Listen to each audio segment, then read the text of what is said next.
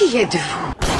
À l'occasion de la sortie du nouveau James Bond, Cinéma Radio met les petits plats dans les grands et vous propose de revenir sur la saga du plus grand agent secret de l'histoire du cinéma. 27 films, 27 chroniques, 27 jours. Du 16 octobre au 11 novembre, vivez l'événement Bond en écoutant Cinéma Radio. Bond, James Bond.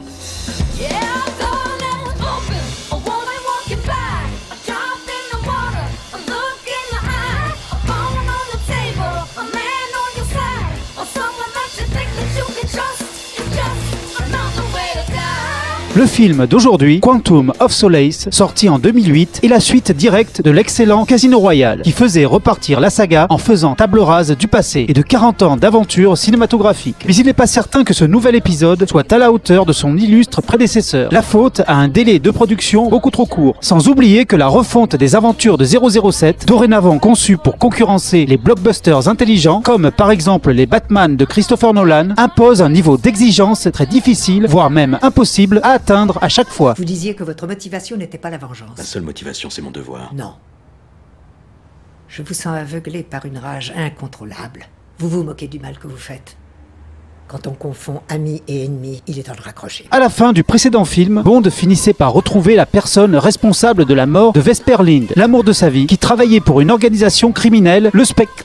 non, on n'y est pas encore. L'organisation Quantum. Qu'est-ce que c'est que cette organisation, Bond? Comment peuvent-ils être partout sans qu'on sache rien sur eux? 007 est bien déterminé à éliminer tous les rouages, donc tous les membres de cette organisation. Même si M, son supérieur, incarné par Judi Dench, seul rescapé de la précédente époque de la saga, le met en garde contre cette spirale de la vengeance. Mais moi j'ai besoin de le savoir, Bond. J'ai besoin de savoir si je peux avoir confiance en vous. Et vous en doutez? Pour ne pas vouloir venger la mort d'un être cher, il faudrait être le dernier des salauds. Vous en faites pas pour moi. Il finit par identifier un élément important de Quantum, en la personne de Dominic Green, un homme d'affaires soi-disant philanthrope, interprété par Mathieu Amalric, très loin des films d'auteurs dont il s'était fait une spécialisation. Navré, monsieur Green, nous devons nous esquiver. Voyons, mes amis m'appellent Dominique. Je n'en doute pas. J'ai peur que tu connaisses mal Bond, Camille, parce qu'il traîne un sacré lot de casseroles. Son MI6 dit qu'il est difficile à gérer. Façon élégante de dire que tout ce qu'il touche finit par crever la gueule ouverte. Ce dernier fait son business en asséchant la Paz en Bolivie, afin de revendre ensuite l'eau beaucoup plus chère. C'est le double de ce que l'on paye aujourd'hui. On peut signer pas alors. Mais sachez une bonne chose sur moi et les gens avec qui je travaille. Nous faisons affaire avec la gauche, la droite, les dictateurs, les libérateurs. Si l'actuel président avait été plus accommodant, nous n'aurions pas cette discussion. Alors, si vous refusez de signer, vous vous retrouverez avec les couilles dans la bouche sous le regard goguenard de votre successeur enthousiaste. Mais le fait qu'il ait l'appui des Américains, donc de la CIA, fera que Bond aura beaucoup de mal à l'atteindre. CIA qui d'ailleurs tente de freiner son enquête en le faisant accuser du meurtre d'un agent féminin du MI6, recouverte de pétrole, réminiscence de Goldfinger. Faites-lui donc part de votre théorie sur l'absence de pétrole. Elle en a plein les poumons. C'est signé Green. Nul doute. Mais pourquoi? Simple fausse piste. Mais pourquoi elle, Bond? Elle était juste censée vous renvoyer en Grande-Bretagne. C'était une archiviste, une employée de bureau. Vos charmes font des merveilles, James.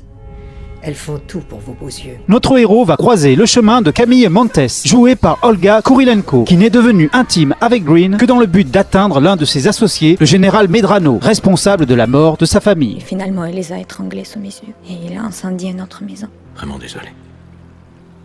On vise tous les deux quelqu'un d'autre à travers Green. Vous avez perdu quelqu'un? Oui, j'ai perdu quelqu'un. Vous avez trouvé qui l'a tué? Non. Pas encore. Vous me raconterez alors. J'aimerais savoir l'effet que ça fait. Mais si ce désir de vengeance les rapproche, Bond n'aura cette fois-ci aucune histoire d'amour avec cette Bond Girl nouvelle formule. Et même si on a souvent reproché à juste titre le machisme de la saga, ce virage soudain est un peu risible. J'aimerais tant pouvoir te délivrer. Mais ta prison est à l'intérieur.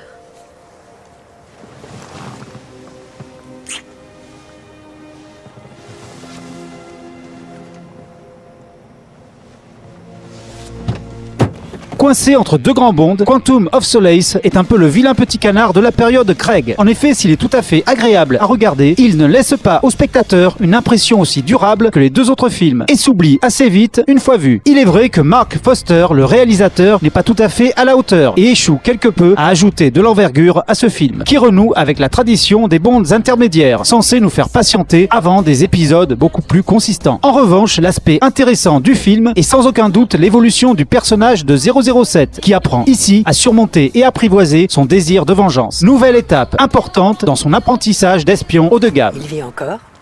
Il vit. Ça me surprend. Vous avez trouvé ce que vous cherchiez? Oui. Bien. Je vous félicite, vous aviez raison. À propos de quoi? À propos de Vesper. Madame. Bond. Rentrez au bercail. Plus jamais quitté. Et la prochaine étape sera encore plus difficile et surtout beaucoup plus intéressante. Mais c'est un autre film et donc une autre chronique. La bonne nouvelle, c'est que tu es en plein désert. Tiens. On parie que tu fais 30 bornes avant de songer à boire ça. Au revoir, Monsieur Green. Et en attendant, n'oubliez jamais que son nom est Bond. James Bond.